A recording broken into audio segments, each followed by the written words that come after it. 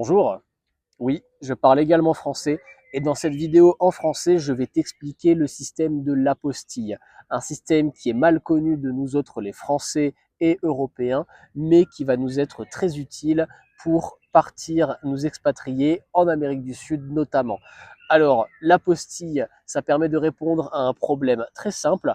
Imaginons-nous en charge de la distribution des visas dans notre pays et sur notre bureau se trouve une pile de documents avec des drapeaux et des tampons tous différents. Impossible pour nous de savoir lequel est un faux, une fraude, lequel est légitime.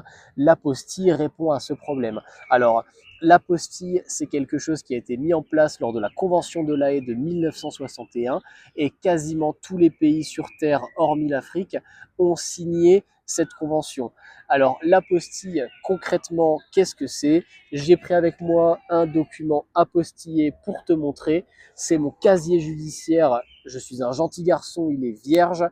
Ce casier judiciaire, je l'ai obtenu sur servicepublic.fr et une fois que je l'ai imprimé chez moi, je l'ai envoyé à la cour d'appel de Rennes qui m'a renvoyé mon document avec à son dos une apostille. Alors l'apostille, c'est concrètement un petit bout de papier qui colle derrière le document original.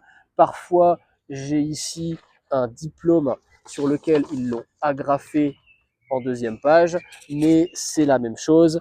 C'est un petit document qui dit que la République française atteste que le document ci présent est signé par monsieur Untel en qualité de je ne sais quoi avec le sceau de je ne sais quoi et attesté par telle cour d'appel avec le sceau de la cour d'appel.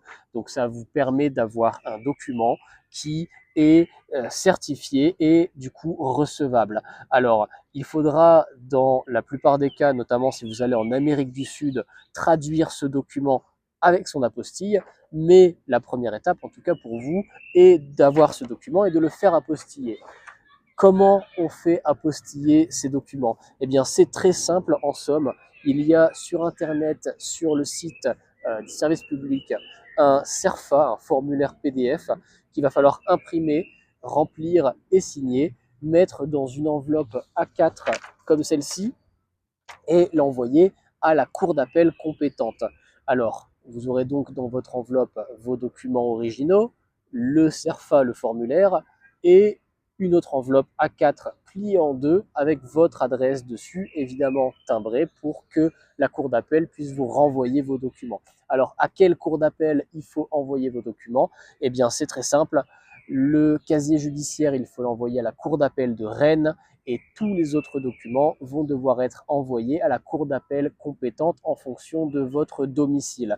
Par exemple, si vous habitez à Lille, la cour d'appel compétente, c'est la cour d'appel de Douai. Tout est sur le site internet du service public, encore une fois. Je mettrai tous les détails sur le blog de Destino Paraguay et je vous souhaite de bonnes démarches administratives dans la joie et la bonne humeur. À bientôt.